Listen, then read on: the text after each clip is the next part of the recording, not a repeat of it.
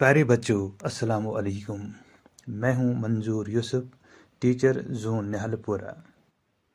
आज मैं आपके सामने उर्दू नज़म, तारीख़, फ़न और अक़साम के बारे में चंद मालूमात पेश करना चाहूँगा। उम्मीद है कि आप इससे लुत्फ़अंदोज़ हो जाओगे और अपने जानकारी में भी इजाफ़ा करोगे। तारीफ़। नज़म के लग़वी मानी लड़ी में मोती परोना है। नज़म के दूसरे माना इंतज़ाम, तरतीब या आराइश भी हैं।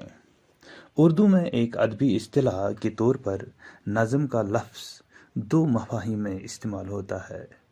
एक, आम और वसी मफ़हूम में यह लफ्ज़ नसर के मद्दे मुक़ाबिल के तौर पर बोला जाता है और इससे मुराद पूरी शायरी होती है। दूसरा, मख़सूस महदूद मफ़हूम। मख़सूस महदूद मफ़हूम में नज़म शायरी की उस सिनफ़ को कहते हैं जिसमें किसी ख़ास मौज़ू पर रब्त तसलसल के साथ इज़हारी ख़याल किया गया हो। इस एतबार से गज़ल के अलावा उर्दू शायरी की बेशतर असनाफ़ इसके दायरे में आ जाती हैं। जब शायर किसी ख़याल, तसव्वुर, पैकर को लफ्ज़ों से आरास्ता करता है और जिसका एक मरकज़ी ख़याल होता है तो हम इसे भी नज़म कहते हैं। मौज़ू के एतबार से नज़्म जदीद उस नज़म को कहते हैं जिसमें दौर जदीद की ज़िंदगी के मसाइल, ख़यालात, जज्बात और एहसासात की तर्जुमानी की गई हो।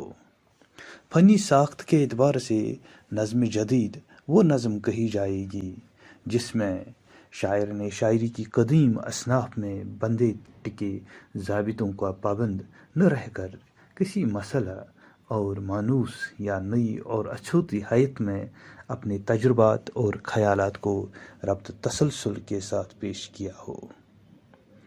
नज़म में एक से ज़्यादा मौज़ूआत हो सकते हैं, लेकिन ये सब एक बुनियादी मौज़ू के तहत या उससे मरबूत मुंसलिक होते हैं। नज़म का एक मरकज़ी ख़याल होता है जिसके गिर्द पूरी नज़म का ताना बाना बना होता है। इर्तिका भी नज़म की एक अहम ख़ुसूसियत है।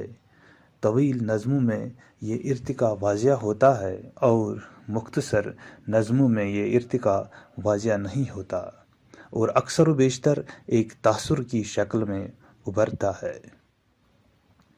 नज़म की इन ख़ुसूसियात की रोशनी में ये कहा जा सकता है कि उर्दू में गज़ल के अलावा जितने भी असनाफ़ शायरी हैं वो सब नज़म में दाखिल हैं। दरअसल कसीदा, मरसिया, मसनवी, रुबाई, कता वगैरह नज़म ही के दायरे में आते हैं, मगर उनके नाम उनकी चंद अलग अलग ख़ुसूसियतों को देखते हुए मुतय्यन किए गए हैं।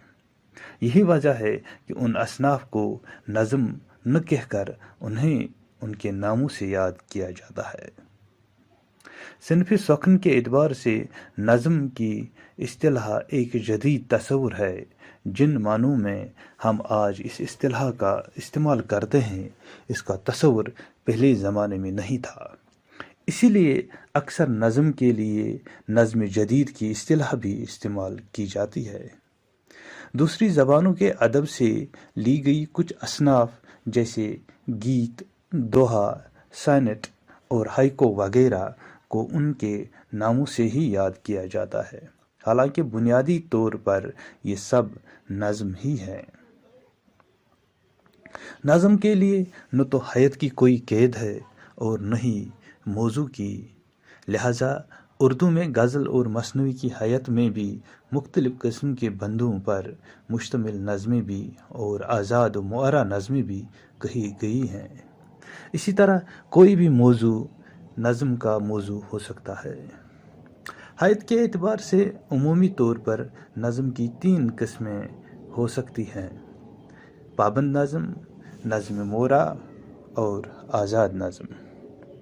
पाबंद नज़म। पाबंद नज़म ऐसी नज़म जिसमें बहर के इस्तेमाल और काफ़ियों की तरतीब में मुकर्ररा उसूलों की पाबंदी की गई हो, پابند نظم کہلاتی ہے۔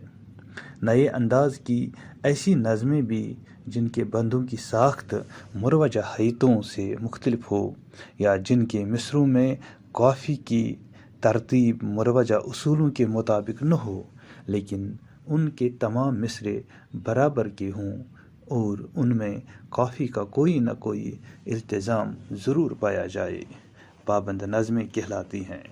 مثلاً مربع، مخمس، مسدس، ترقیب بند، ترجیحی بند وغیرہ۔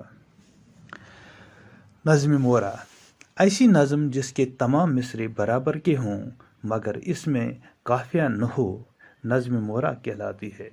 شروع میں اسے نظم غیر مقفع یا بے قافیہ نظم کہا جاتا تھا۔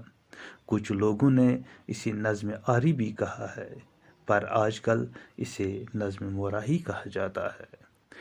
مثال کے طور پر اختر الایمان کی نظم شکوہ کو لیا جا سکتا ہے۔ آزاد نظم، ایسی نظم جس میں نہ تو قافیے کی پابندی کی گئی ہو اور نہ بحر کے استعمال میں مروجہ اصولوں کی پابندی کی گئی ہو، یعنی جس کی مصرے چھوٹے بڑے ہوں، آزاد نظم کہلاتی ہے۔